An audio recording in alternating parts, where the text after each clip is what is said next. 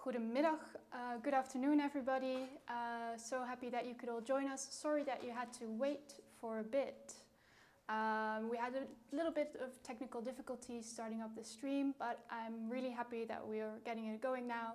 So welcome after all. Welcome to our live stream from the Drents Museum at Minerva meets Leipzig. I'm really happy that we get the opportunity to take you through this exhibition because unfortunately due to Corona we weren't able to show this exhibition to a lot of people. We had the 3 days that we were open during the test pilot, but that was about it. So it's a really wonderful chance to show you a bit of our wonderful collection and the wonderful recent purchases we made that are new additions to our collection. So yes, my name is Raneel Pol. I, along with Harry Tupan, the director of this museum, was the curator for this exhibition. And as I said, I'm really excited to take you through to this exhibition. So let's get started. And before I forget, there is actually a possibility to send in questions. There will be a mobile phone number on the screen or in the chat. You can send a WhatsApp with your question to the phone number and we will answer it for you in the live stream. So make sure to send in your questions. Okay, now let's get started.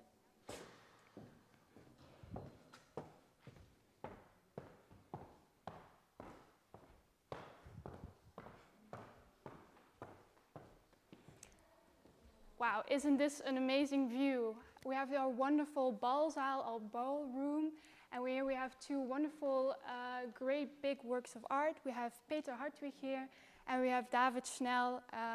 So here, in essence, basically, we wanted to give an introduction already, and I think this is a wonderful visual representation where we have Minerva that actually meets Leipzig.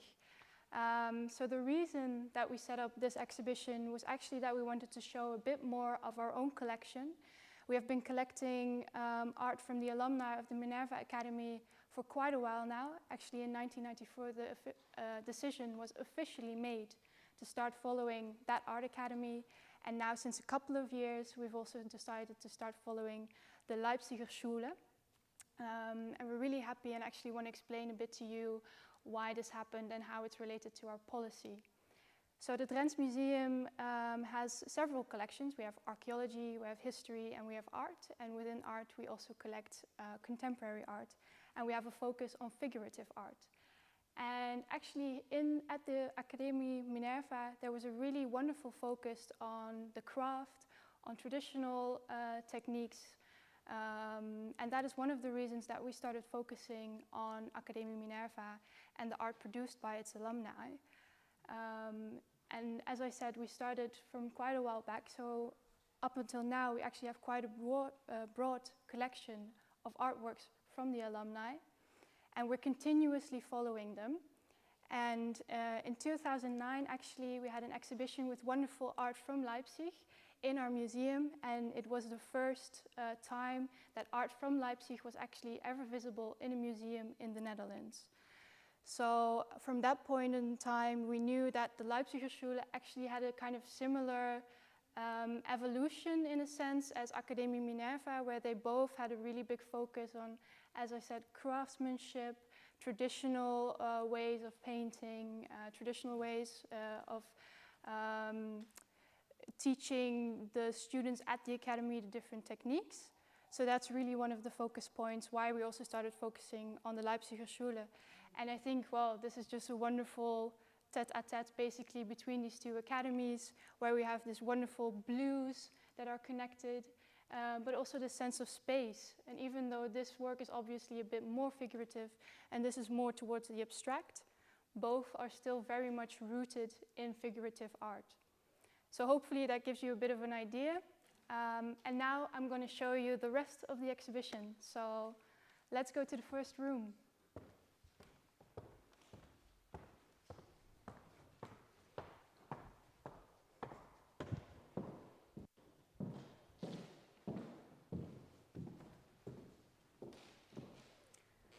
So here, actually, hopefully you still remember, we just were in front of this work. This is actually a first sketch by Peter Hartwick. The interesting story behind this is that he actually made this on commission. It was part of a boardroom basically at an ING building, so it's a Dutch bank. And this is one of the sketches he made, and I think it's really wonderful that we have this in our collection as well, because it's part of the process as well. Also for us as a museum, it's really important to also give the visitor a sense of the process behind the art. So yeah, this is actually a really vital part of that, because people can see, okay, what are the most essential bits of a work, and then they can relate it to the final product. So yeah, really happy. Next here we have Hans Hookstrap, two wonderful works by him. What I really like about these is that wonderful narrative quality that you can really see. You can really sense that there is a story. And actually in 2014 we had a solo exhibition of his work in our museum. So as I said previously, we really also focus on following continuously the alumni of Academie Minerva, and we continue to strive to give them a platform.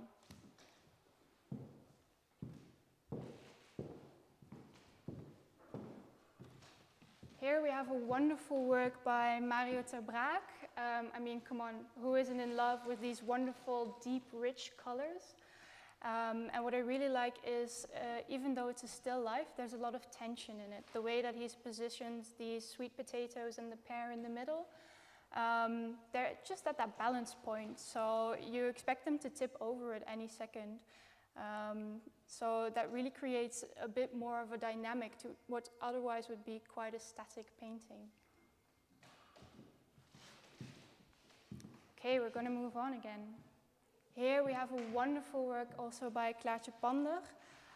The reason that I really like this work is because it actually reminds me of a different exhibition we've had here a while ago. At the end of 2017, we had the show on American realism that was called The American Dream. And honestly, I think this would have fit right in with that exhibition as well.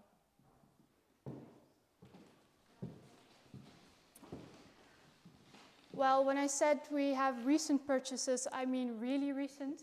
This work we actually purchased, I think, a month ago about now.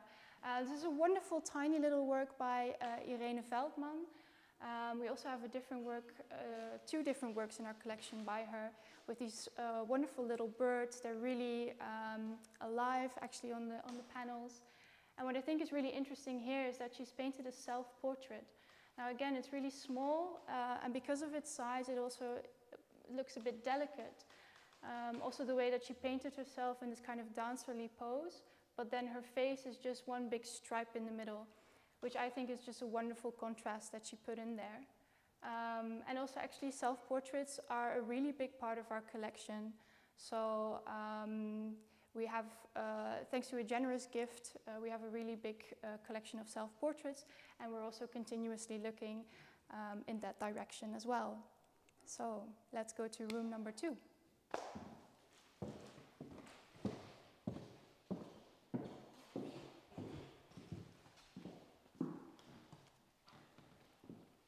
Here we are at a work by Thijs Jansen. It's called Show. And I think the title's already really funny and wonderful, because you can see he is putting a show on here. You can see it's kind of a stage. It almost looks like one of those maybe Telcel adverts. But it's also a show of his skills. I mean, if we can zoom in maybe on these wonderful little pirate ships, the detail in them is really just amazing. And actually, it's really important also when we look at this work to keep in mind what we'll see later in the rooms upstairs from the Leipziger Schule. Because there we also see this use of the stage basically to tell a story.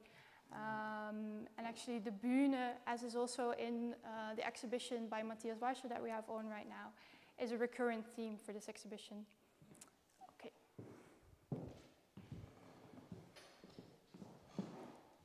Here we have Groeifaciliteit by Thijs Jansen. Again, wonderful little work. He manages to put a lot of dynamic still in this, what I guess you could also call a still life, with the hose here and the wonderful nod of color that he put in there. Okay.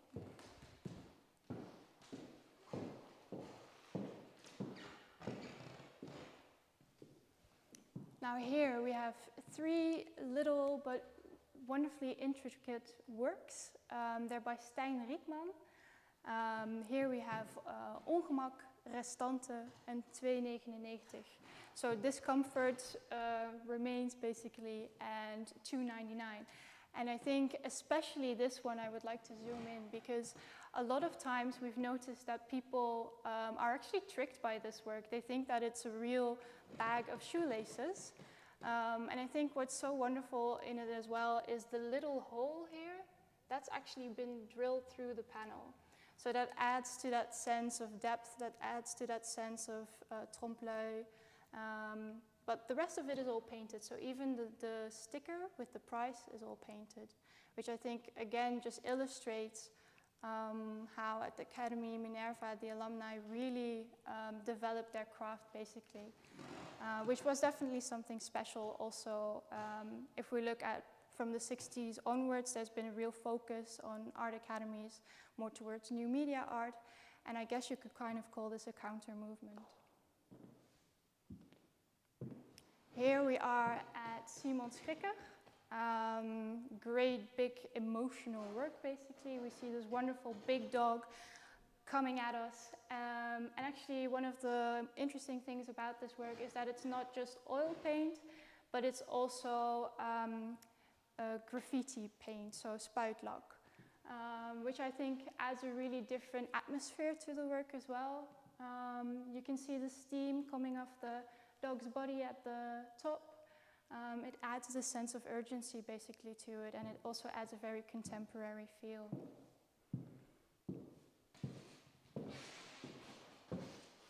Here we have a wonderful little sketch of a work he did for us in Pingo. Pingo is our museum cafe. We just renovated it, and Simon did this wonderful mural for us. It's this great big red elephant right in the middle of our cafe. And actually, because we have mirrors opposite of it, we have red elephants coming at you from both sides. But yeah, it's a wonderful addition to our collection as well.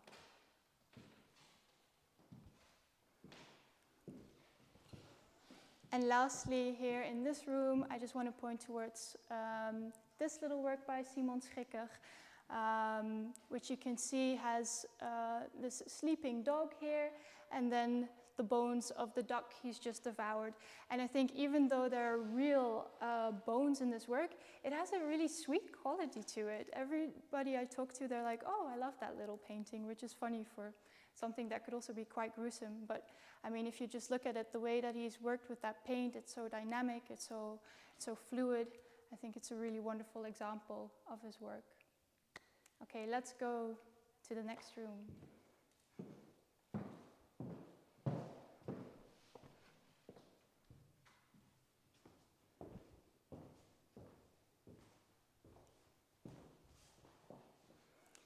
So it's a little bit dark here because we are in the room where we only have work on paper on show. So just because of conservation qualities, we want to make sure we have a low light here.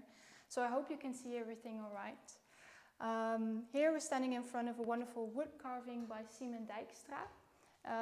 He's really a specialist in this kind of field, and this is one example of one of his trips to Scandinavia, where he made this wonderful wood carving of.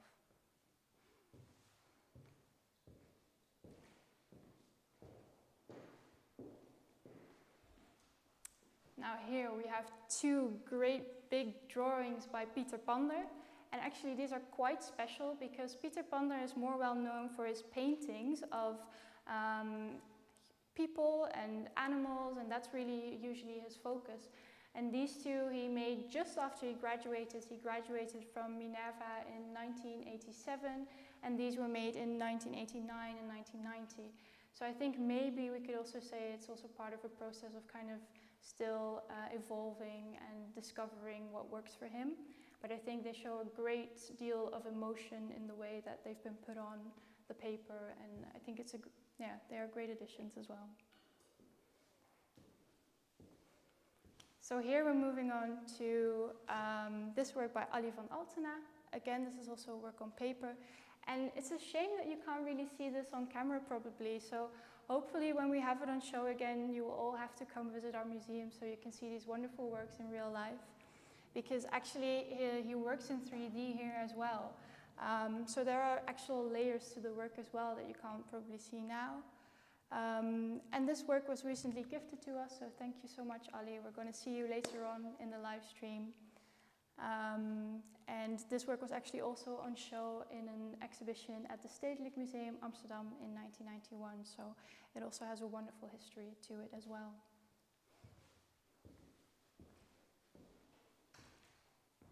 Now here we are at the work by Joyce Tavala. Joyce is also a very young artist. She quite recently graduated from Minerva, and she's also done a residency in Leipzig. So how wonderfully fit is that for our exhibition here? This is actually one of the works that she did inspired by her residency in Leipzig. It also has a German title.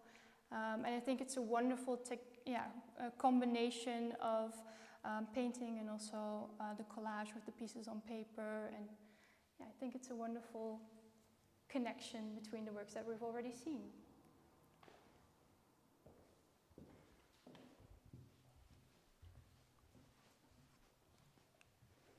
So here we arrive at already our last work by the Minerva group. This is a painting by Wokkel, and I think it shows a great deal of raw emotion if you look at those colors and the way that he set up this little house here.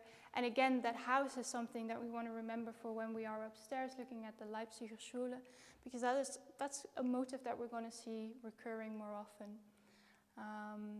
Yeah. So let's go upstairs to Leipzig.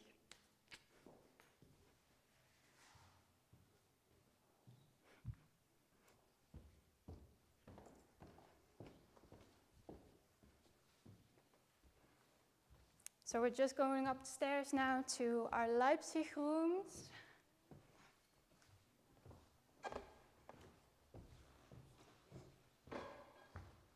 Here we are.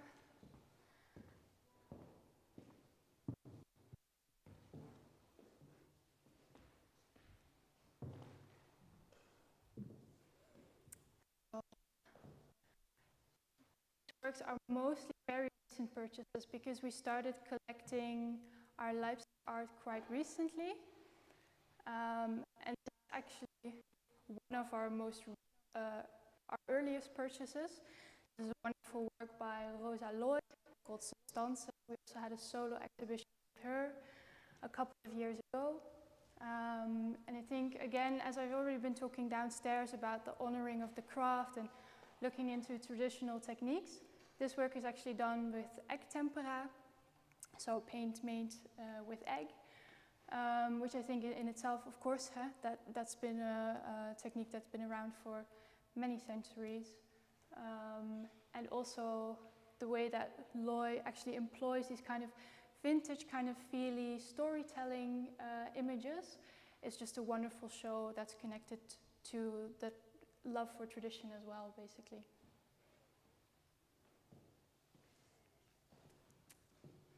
Here we have our first work by Thilo Baumgartel, Senso.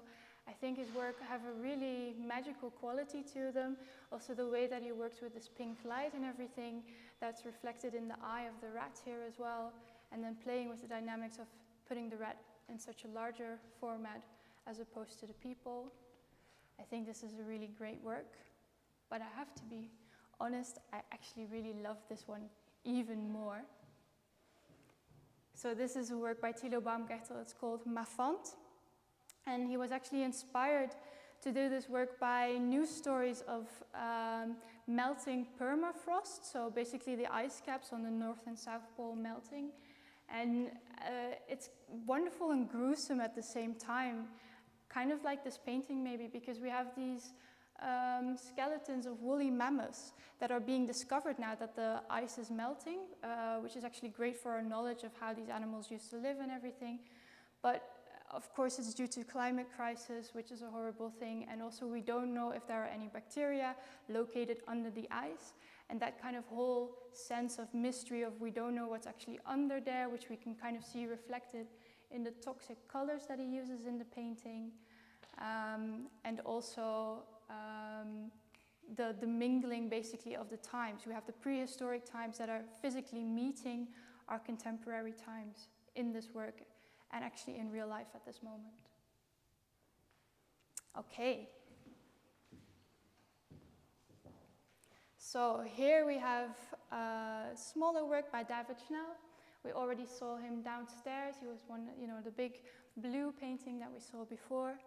And again, I think he has really perfected his search for perspective and also the combination of figurative and abstract, because maybe if we look at this artwork in first instance, we see quite an abstract picture, but the longer we look at it, the more figurative elements we can discover, such as the little house, the little tree, elements like those, and you really can create a sense of space and distance, basically.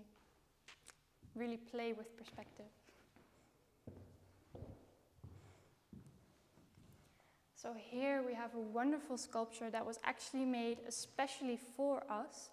As I already said downstairs, Siemens Vikka has painted that wonderful mural for us in our Café Pingo, but Laura Eckert has made this sculpture for us. It's made from different types of wood, and actually, as you can see, maybe her hair is made from strands of ivy. So you can see all the little nodules basically coming off of it, and it gives it this really textural quality to it. The sculpture is called Mary. One of my colleagues thought it might be linked to Marie Antoinette, but actually, in fact, it's linked to Mother Mary, so from Christianity. Not so much in a Christian way, but more as Mary being the archetype of woman. So she's meant to represent the archetype, which I think is a wonderful thought. Then here we have Aris Kalysis, a Greek-German painter, and this work is actually called Heimat, which means homeland. And there's a great reference to that here as well. There's this little picture of his parents that had to flee for the Greek Civil War. They fled towards Leipzig and they made a new homeland there, basically. And I think this is a really good visual representation of that, with the suitcase here, with the gold lighting. You really have to pack up your whole life in a suitcase and go. And again, the stage, which I've mentioned before here as well, which kind of condenses the story into the one picture. We have the wonderful globe here, which is basically everything is overgrown now. So yeah, it's a really striking image.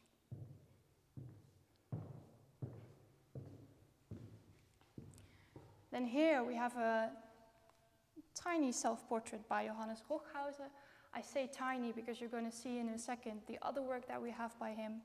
But I wish you would just be able to see the wonderful quality of the paint that he's put on here. It's wonderfully thick, and it's really, it looks really soft, basically, which is wonderful ombre, basically, of grays. And even though that's a self-portrait, actually, if we walk into this room, we're going to see a work by him that's just a tiny bit bigger. And actually, we just saw a self-portrait, but don't be mistaken, this is also a self-portrait. It's called Atelier Anziicht, so view of my studio, basically. And it's really a representation of the artist as his studio, basically. And we can see the same grayish hues. And one really fun fact about this work is that that exhibition that I mentioned earlier in 2009, where the Drents Museum was the first to show the art of the Leipziger Schule in a museum in the Netherlands. This was one of the works that was there. And we only were able to purchase it this year. So we're really happy that it's kind of come full circle and it's back home basically to us now.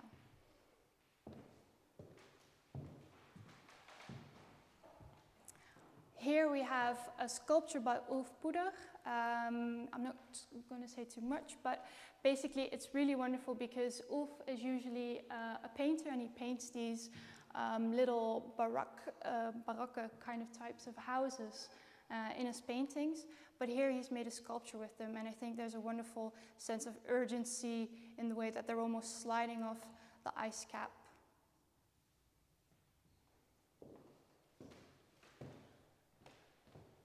Here we have Robert Seidel, again, wonderful German Leipziger Schule artist. On one of his travels, he met this gentleman in the street and he asked him if he could paint his portrait, and he told to us that it's a really awkward experience for him to come up to people to ask to do that portrait, but he's so happy that he did, and so are we, because we think it's a wonderful portrait.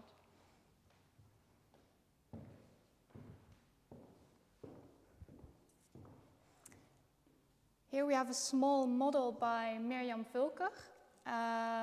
Don't be mistaken with this as well. This is basically a tool for the artist, for Miriam, to work on her paintings, one of which we have here, also in our collection. I think, again, with this painting, the way that the composition has been done, the way that the perspective has been stretched, as we can see, perspective is also really one of the techniques that they've perfected in these schools, but also the colors, everything gives you that sense of urgency again, that sense of it kind of takes your breath away when you stand in front of it. So again, a wonderful addition to our collection. And that's really the show that we have on at this moment. So thank you for walking through the rooms with me. I hope you've enjoyed my guided tour. And again, if you have any questions, make sure to send your questions to the number that's been posted in the screen. And we're gonna go to the table talk with Harry Tupan, art director, and Ali van Altena. Ali van Altena is an artist, and he used to be a teacher at the Academie Minerva, and they're going to talk about Academie Minerva and the Leipziger Schule. So let's go there.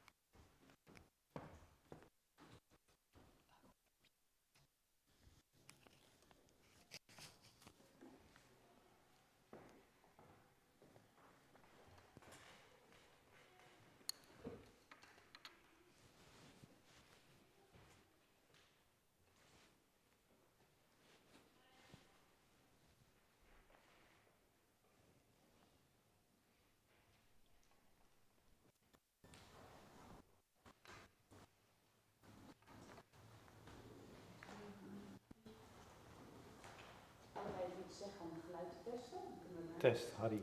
Ja. Test voor mij, ja.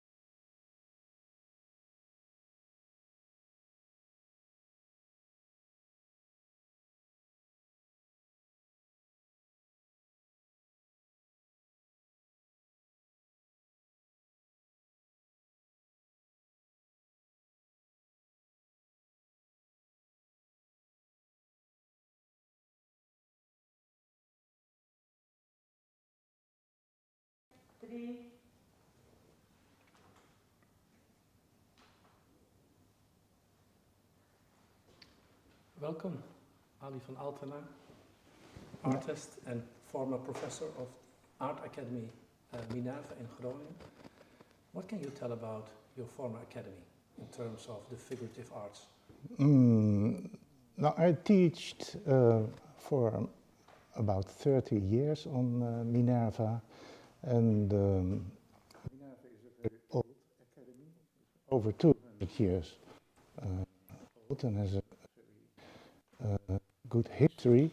And in the 70s, there was a big change in the art world that until that time the academy was ruled by observational drawing, and in the 70s it changed a little bit because of the of the times, the spirit of the time, and then the conceptual art came into was a new style, and that was also at the academy introduced. But it all started with observational drawing. And what's your opinion about that? Because it was quite a big change in terms of teaching, and it was a new reality for both the teachers and the students. Yeah, what's your opinion? In the art world, there was a change going on from there were more possibilities. There were besides observational skills. We changed the teaching into a more wider concept. It was more what we call perception nowadays. That it's not only a way of seeing through the eyes, but also listening and tasting and looking at the world through all the with all the senses, and that is. That was a development that was going on until the 90s, and that's where also the Leipzig comes in, because in 1989 the Eastern Europe opened up, and they were quite traditional in their teaching and painting and drawing. And they were confronted with the art world of the West, which was developed in a postmodern art world. And the confrontation between those two worlds was the basis of the Neue Leipziger Schule, you could say. Yes, and that's really interesting. And it's a pity that Thilo Baumgärtel is not on the table now, because he's a professor at the Leipzig Academy as well. And as you know, we work a lot with Leipzig and also with the Academy. You are speaking about the Neue Leipziger Schule, which in fact is not a specific school, but it's a group of people like the Noordelijke Realisme, the realism of the North, as we call it here. So it's not a specific group, but it's a group of artists, painters, sculptors related to the city of Leipzig, and they are all gathered in the Spinnerei, which is a specific part of Leipzig in the suburbs, in Plaagwied. And that is really interesting because they kept going on the, let's say, the traditional way in which studying ears, noses, mouth, etc. was really important to learn the profession, and that is what we skipped at the academy. Finally. No, that's not really true. I think in the first year the students still draw noses and ears and eyes, but that's not the only thing they do. They do a lot of different techniques. And in the first year, all the students draw and paint by observation, and they develop that during the years in a more wider concept, and we call it perception. It's more a broader way of seeing the world. But maybe you can explain it by some of the painters included in this exhibition, because as I told you are both a painter yourself, artist yourself, and former teacher. And some of them, like Hans Hookstrap, Thijs Jansen, Joyce Tavala, were former students. Yeah. So what about them? What can you say about their work in relation to the academy and their skills? Yeah, I think they all started with observation, and then they, through observation and to certain assignments, a famous, an important assignment of me was drawing shadows in the class. So the students had to draw only shadows, and a shadow is a very interesting thing because it's real and unreal at the same time. And if you draw shadows, you can now develop your own way of looking at the world. Yeah. And I think that's also a parallel through the Leipziger Schule, because the paintings of these artists are also real and unreal at the same time. Yeah. But on the other hand, let's say the paintings from Leipzig are more narrative. They are telling stories. And yeah. Maybe we can say the paintings from your former academy are less narrative, or? Yeah, maybe that's true. But is that the difference between Germany and the Netherlands? In terms of education, maybe? Yeah, you cannot say that in general, because there's a lot of diversity also in Leipzig. It's one of the ways one learns about art, and it's more that you stack all the techniques together and to form a wider way of seeing. But can we say that Minerva is comparable with the HGB, the Hochschule in Leipzig? Are they comparable in a way? It is comparable because of the similarity of the teaching. The drawing is by observation, and Minerva and Leipzig start with observation in drawing and in painting. And that's the most important thing. And I think also in Leipzig there's a lot of diversity in the artists and the way of teaching also. Yes. In the exhibition is also a monochrome work of Joyce Tavala, a young painter. She worked in Leipzig for a while, and she was one of your students. Yes. Can you explain her that specific work a little bit? Is there, because it's next to yours in the museum? Yeah. I think she is very inspired by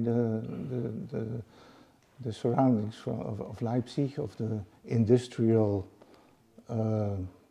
situation there, and also maybe the lack of color in the city, and exactly. It's quite monochrome, and the Leipziger Spinnerei, where she was, is a former cotton factory, and so she was inspired by the surroundings, I think. Yeah. And also she works like in a collage-like way. It's also postmodern, you could say, in the way she works. Yeah. What is the future for the art academies, from your point of view? What is their position in let's say, in the cultural field in general? What can they achieve? What is their future? I think there can be an important role for the art academies, especially in this modern world where we are looking for solutions for how to deal with problems like climate change and other problems. I think the artists can play an important role in bringing this to a good end, the solution. That's so the artist has a different position than 50 years ago. The artist is more connected with the audience than 50 years ago, right. And the participation of the audience is very important also now. So for you as an artist, this is an interesting presentation in the Drents Museum now, because we are comparing two different academies, but we're also comparing different artists. Yeah, it's very interesting, this exhibition. Because it connects different worlds, and it has similarities and also differences. Yes. And that's why it's a pity that we cannot reopen this exhibition when we are able to open because of the COVID-19 situation. So I hope we can repeat it in the near future. But till now, we are the only ones who saw this presentation, this collection presentation. Yeah. I think that would be very nice to do it again sometime. Yeah. Okay. Thank you very much. Okay. Ali. Thank you.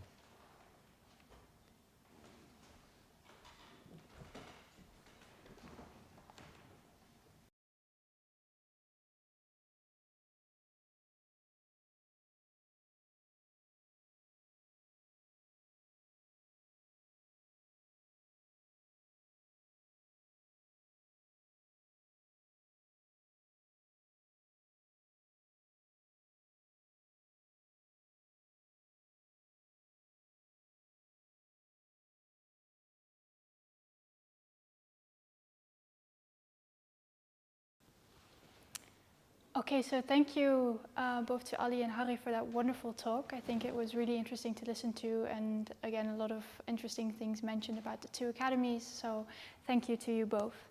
And to everyone that's watching, please do not forget to send in your questions. We can still answer them now, so you can send in a question for either our two guests that we've just heard or myself. So make sure to text in your question now.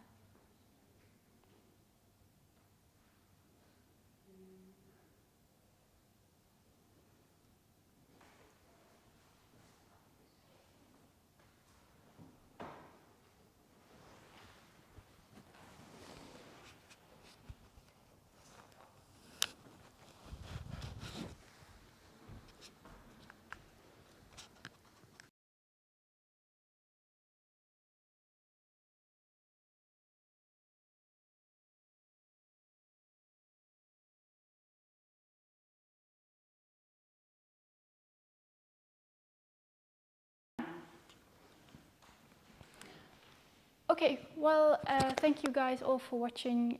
Apparently our stories were really clear because there weren't any questions sent in. So I just want to say thanks to everybody for watching. If you do have any questions after watching this live stream, of course, you can always contact us via our email address. But again, I want to thank everybody that's been a part of this live stream, and I'm really grateful that we had the opportunity to show to you this wonderful presentation of our collection during these weird COVID times. So I hope you've enjoyed this. I hope this was a small museum trip, but at your home, and we hope to be able to welcome you in the future very soon again in real life here in our museum. So have a good night and hopefully till soon.